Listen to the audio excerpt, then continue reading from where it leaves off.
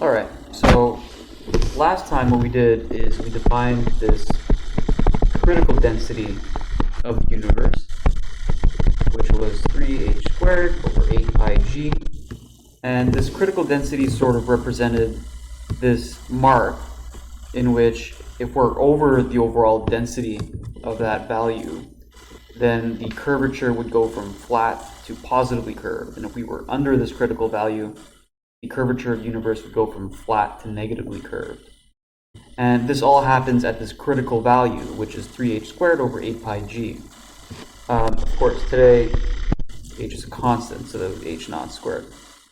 So the way you can think about this is that every component, say matter, takes up a certain chunk of the overall critical density.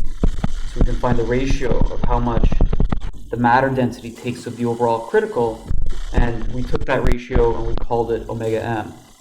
We did the same thing with the other values with radiation, which doesn't take up very much today. We called that omega rad, and then dark energy, which density stays constant all the time, and we divide that by the critical density and we get omega lambda.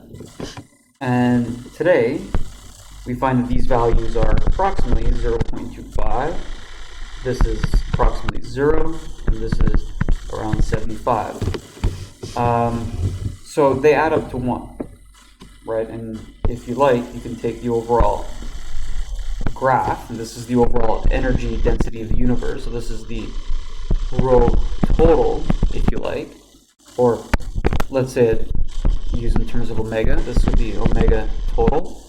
And each one of these fractions will take up a chunk of the overall energy density of the universe. So this would be omega m, omega rad wouldn't be there, and basically the rest of this would be omega lambda, taking up basically everything. So you can see how big an issue dark energy is, that it takes up 75% of the overall energy budget of the universe, and we still don't know where that comes from. So if you put these in the FRW equation, which to remind you is 8 over a squared, and then 8 pi g rho m, plus rho rad, plus rho lambda, minus k c squared over a squared.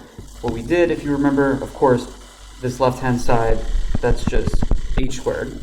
And if we divide both sides by h squared, we ended up 1 over 8 pi g over 3 h squared plus all the density terms, respectively, minus k c squared over a squared.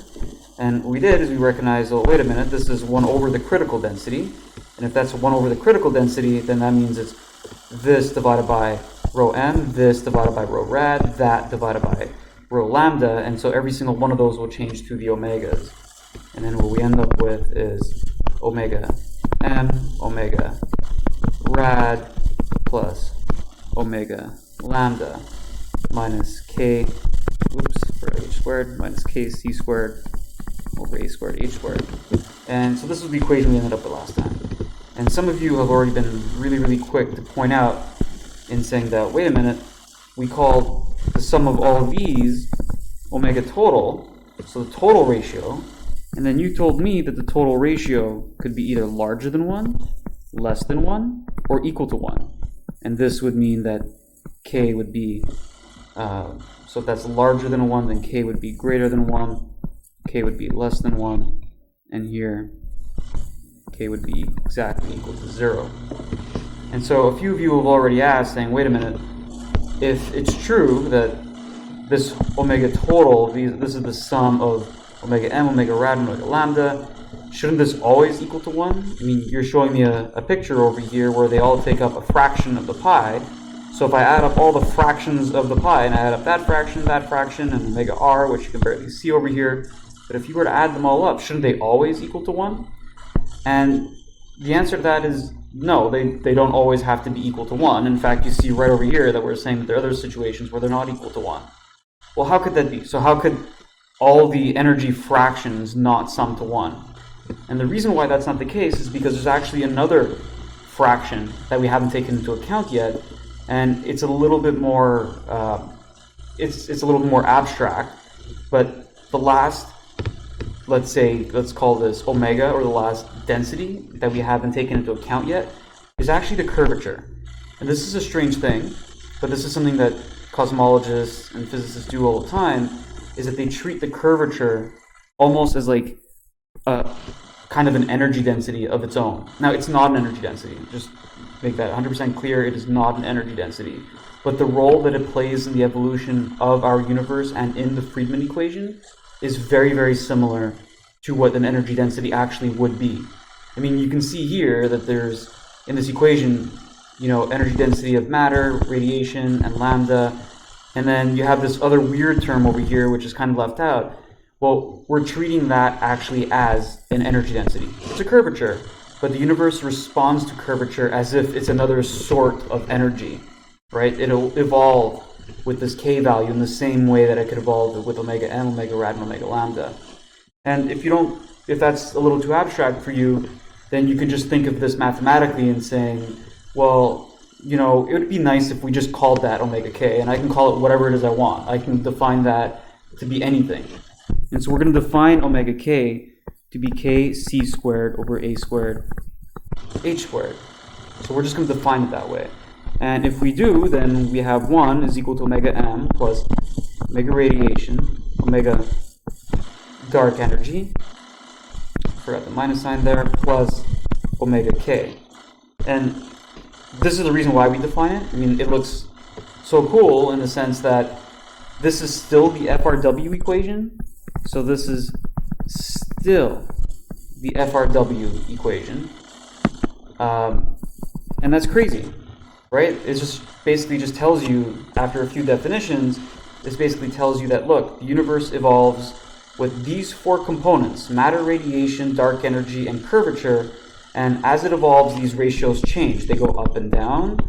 They go up and down. But the sum of all these different components needs to always be equal to 1.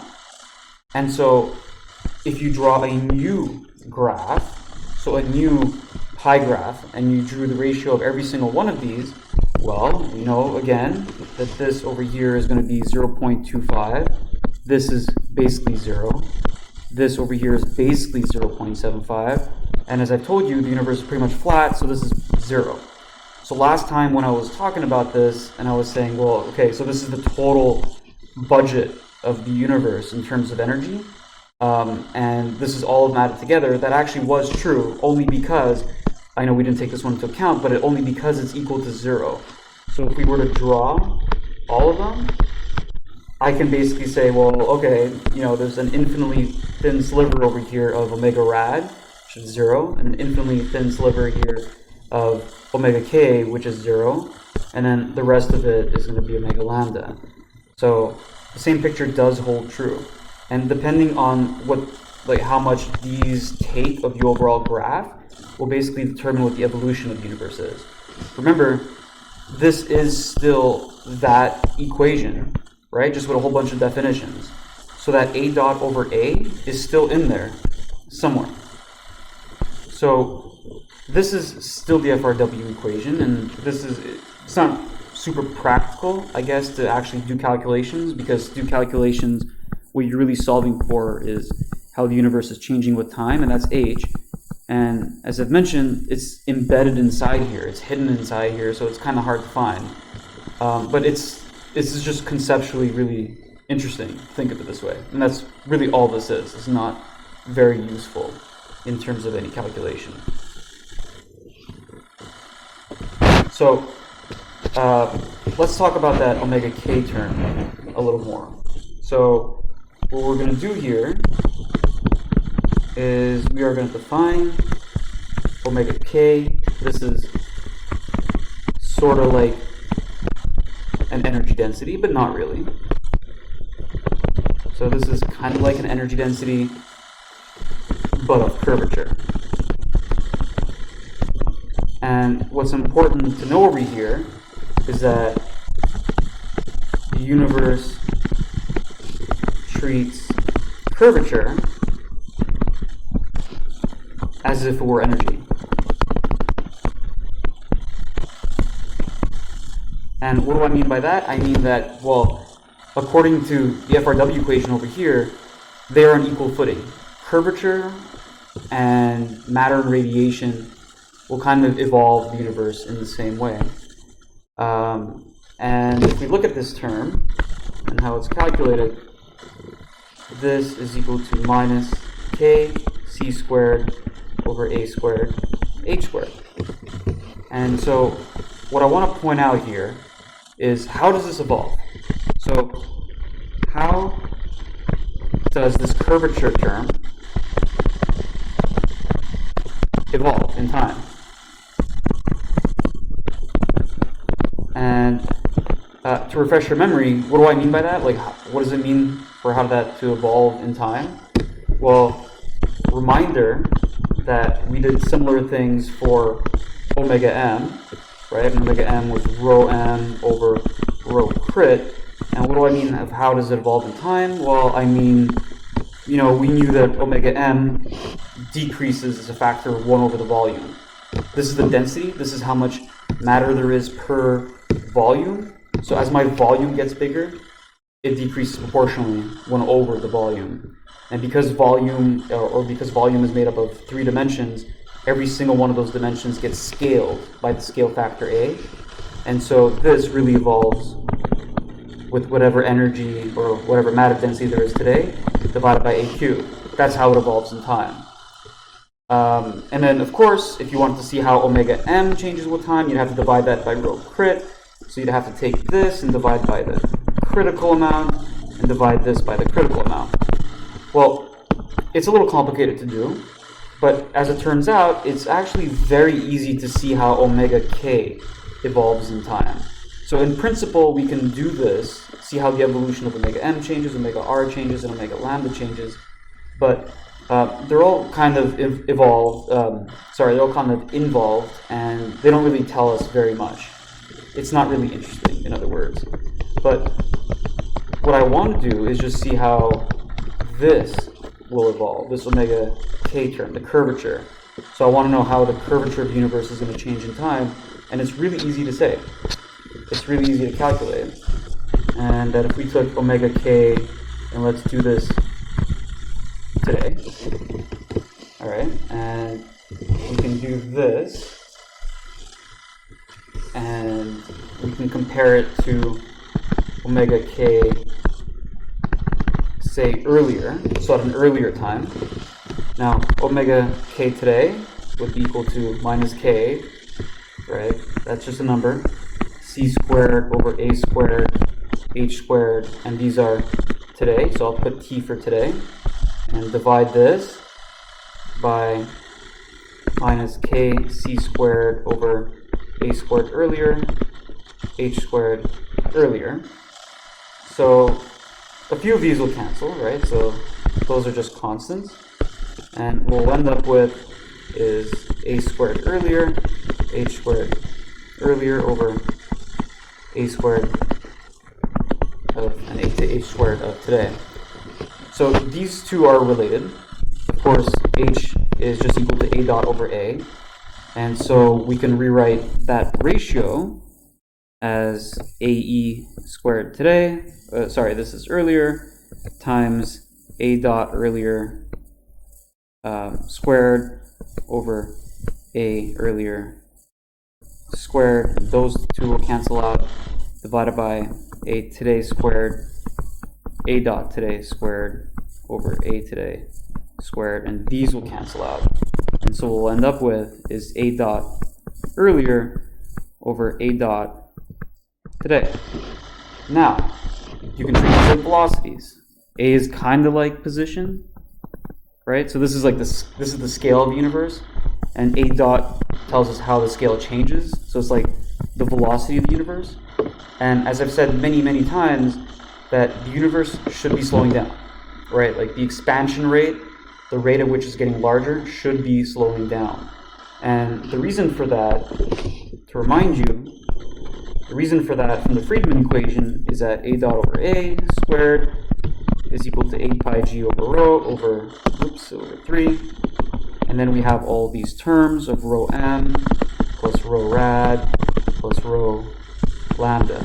And as we've said, that each one of these evolves differently in time. In fact, rho, if I take the energy of today, it changes in the future by a cubed. And if I were to take the radiation of today, so comma 0 means today, in the future it changes 1 over a4, right? A cubed means volume, radiation changes 1 over volume, the photons dilute. You can picture throwing a bunch of photons inside a room, and as I make the room larger, then the density of the photons will obviously decrease 1 over the volume, which is 1 over a cubed. But photons also stretch, they redshift in expansion, so that gets another factor of a, so 1 over a4. And then the dark energy term is super boring, it's a constant, and it just stays constant. And then the curvature, well, you know, that's flat, so that's just 0. What's important here, though, is that as the universe changes, as the universe expands, these terms get larger, which means these ratios are getting smaller, which means this number should be going down, right? The left-hand side has to be equal to the right-hand side, and because there's no curvature, and because these ratios, these two ratios are getting smaller, then whatever number this is today, tomorrow, these two ratios get smaller, and so this number on the left-hand side needs to get smaller. So what that means is that a dot should be decreasing. A dot should be slowing down. And if you go back to over here, and I were to ask you to compare these two numbers, I ask you to compare the scale factor, the rate of change of the scale factor at an earlier time versus today, actually it should turn out that today we should be a lot smaller than earlier, right? So this number should be smaller and earlier it should have been a lot larger. And as a result, this ratio is super, super large. It's really large. In fact, if you were to actually go calculate this, and we won't do it over here, this ratio is actually 10 to the power of 56. That's crazy. So 10 to the power of 56, you know, is 1 with 1, 2, 3, 4, 5, 6, 7, 8, 9, 10, 11, 12, 13, 14, 15, 16. You get the point. I can keep doing this. I would need more than one line over here. I would have to go on for multiple lines. But that is a gigantic number. It is not even an astronomical number, it's just a number that doesn't make any sense. So what's the big deal? Who cares about that? Well, that big number is actually equal to this ratio. And so this ratio says that omega k today is equal to 10 to the power of 56. So I'm just going to take this term and put it on the right-hand side. 10 to the power of 56 of omega k earlier, right?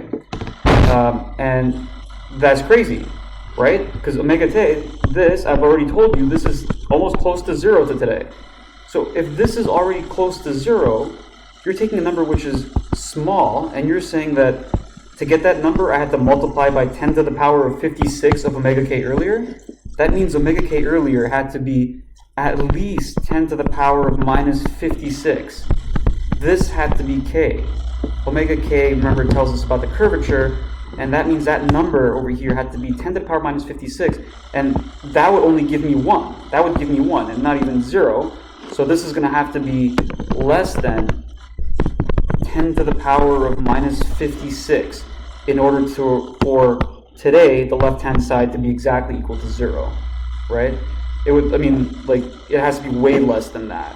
This number would have to be probably like 10 to the power of minus 68 or something like that in order to give me something which is very close to 0 to today. And that doesn't make any sense. It absolutely doesn't make any sense. That means back in the day, so early in the universe's life, so early in the universe, the curvature had to be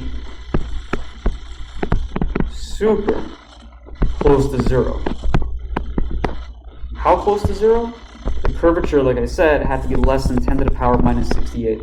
And that just doesn't make any sense. It just doesn't make any sense. So, in other words, it's super unlikely. In everything in physics, and this goes, I guess, into a little bit of philosophy, but in physics, you know, we like the idea of things not being random. And there's nothing in physics that says we need to get k is equal to 0 for the universe to work. K could have been any number. K could have been 0, it could have been 10, it could have been 3, it could have been minus 7. There's a whole real range of numbers that k could possibly be. And it so happens that we end up with a k which is exactly equal to 0. It's just kind of strange. And people have brought up all sorts of philosophical arguments saying, like, it doesn't really, it's just so unlikely that we end up with a number which is really, really, really close to 0. And this is a problem, right? Like, we don't have any mechanism and any explanation in cosmology to explain why this number is so close to 0. Like, there's no physical mechanism for which k needs to be so close to 0. And we call this a problem. This is a problem with the Big Bang. This is the first problem with the Big Bang, and we call this the flatness problem.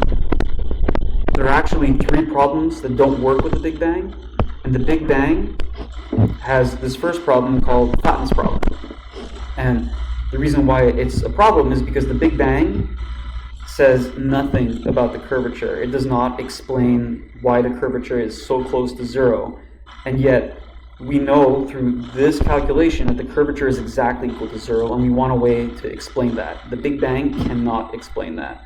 So there's something else going on over there that needs to exist in order to explain this, right? Because in science, or in physics at least, we don't like saying that, oh, well, that's just the number.